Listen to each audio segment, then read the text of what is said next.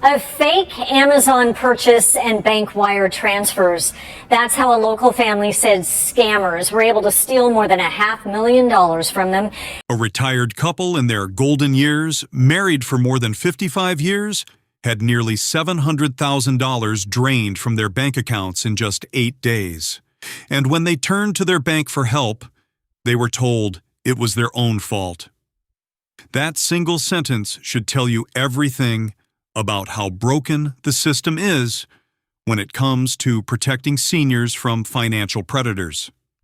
And if stories like this matter to you, take a moment right now to subscribe to this channel so you never miss an investigation that could one day protect you or someone you love.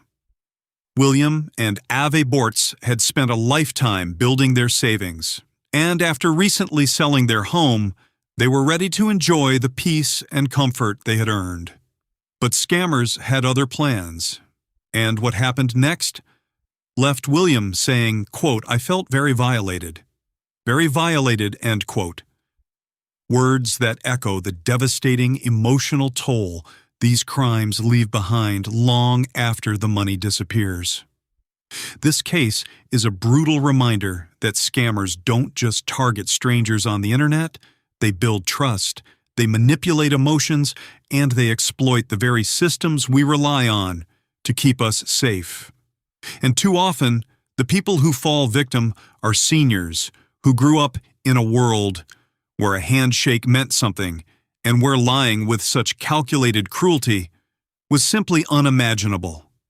The timeline of this nightmare begins in January of last year, when William and Ave, living in the North County area of San Diego, received what appeared to be an email from Amazon claiming they had made a purchase of approximately $1,500 worth of products being shipped to an unfamiliar address.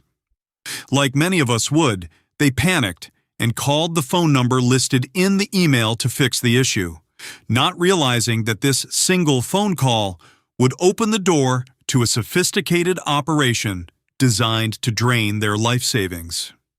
William took over the call, and the person on the other end, posing as an Amazon representative, convinced him to allow remote access to his computer. A request that might sound alarming to some but seemed perfectly normal to William and Av because their son-in-law had regularly fixed their computer remotely from San Diego to Los Angeles. So seeing someone else control their screen did not immediately raise red flags. Their daughter, also named Ave, later explained how the scam unfolded once the criminals gained access to the computer. My husband had always fixed it from San Diego to LA, so he was used to seeing his computer remote access. Describing how a fake Amazon website appeared on screen claiming that $2,000 had been charged to ship a product and instructing William to enter the amount so Amazon could supposedly credit it back. But when he followed the instructions, the screen suddenly displayed that $200,000 had been sent to Amazon, a number that made no sense and sent the couple into a panic.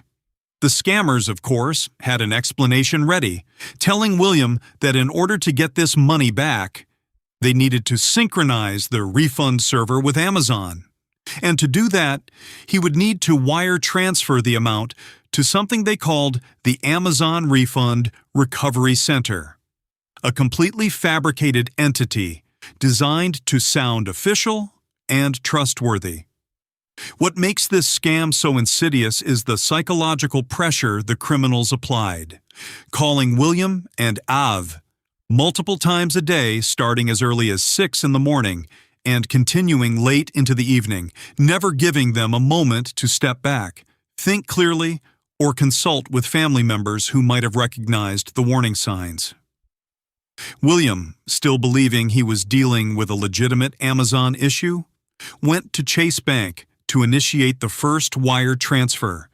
And according to the family, the scammers had coached him on exactly what to say to bank employees to avoid raising suspicion. The hacker said was, in order for you to get this money back, we need to synchronize the refund server with Amazon. Over the course of 8 days, William visited 2 different Chase branches in North County a total of 4 times. To do that, you need to wire transfer that amount to the Amazon Refund Recovery Center. Wiring money to accounts in Hong Kong and China, destinations where he had never sent money before in his entire life. Multiple times a day, starting from 6 in the morning till late in the evening.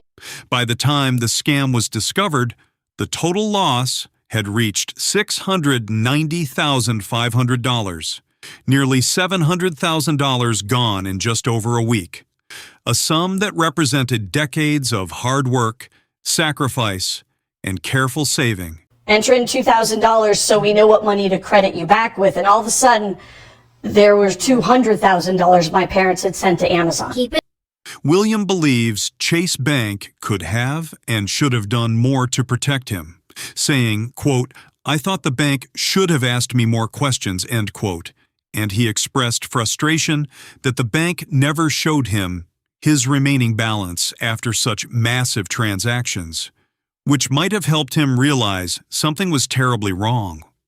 Instead, according to William, Chase employees asked him if he would consider becoming a client of their private banking operation because he had significant assets to invest, a detail that feels almost unbelievable given the circumstances and highlights a troubling gap between sales culture and customer protection. The Bortz family filed a lawsuit against Chase alleging financial elder abuse and unfair business practices. Citing California's Welfare and Institutions Code, which states that a party can be held liable if they knew or should have known that their conduct is harmful to an elder adult. But the lawsuit was dismissed, though it remains active in the appeals process, drawing statewide attention to the legal question of how much responsibility banks should bear in these situations. Attorney Syl Vossler, who is not involved in this case but practices elder abuse law, explained that courts are currently split on this issue, with some interpreting the financial abuse statutes to say that if a bank should have known about a scam, they can be held liable, while others require actual knowledge before holding the bank accountable, a distinction that could have major implications for victims across the country. The family also revealed that the hackers were able to access their retirement accounts.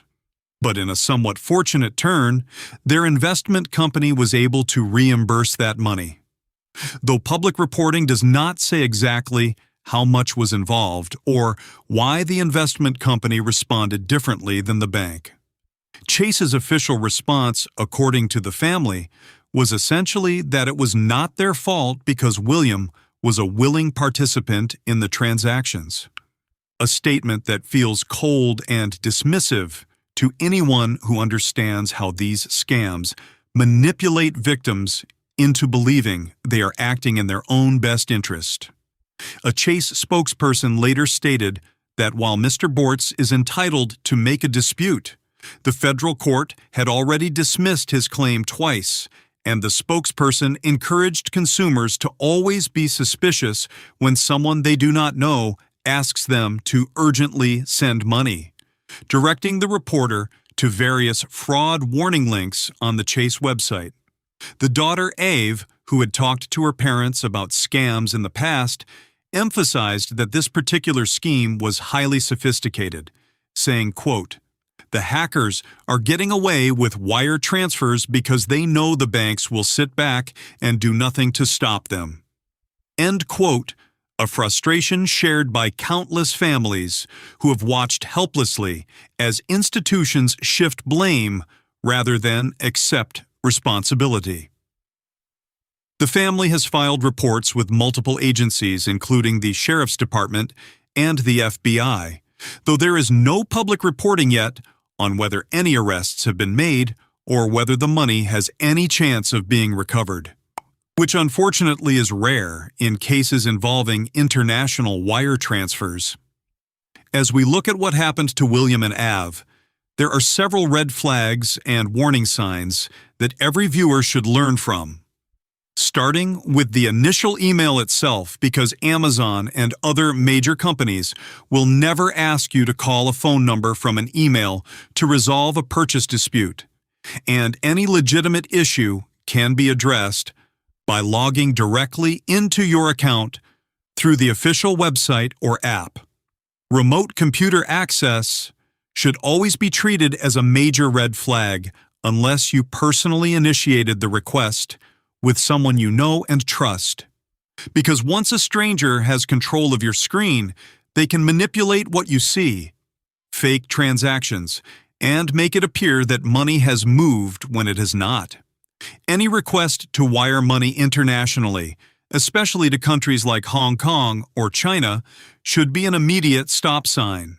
And legitimate companies like Amazon will never ask you to wire funds to something called a refund recovery center, because that is simply not how refunds work.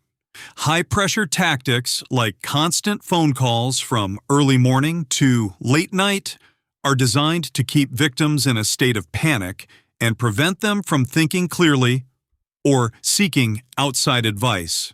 So if you ever feel rushed or overwhelmed by someone asking for money, hang up and talk to a family member or trusted friend before doing anything.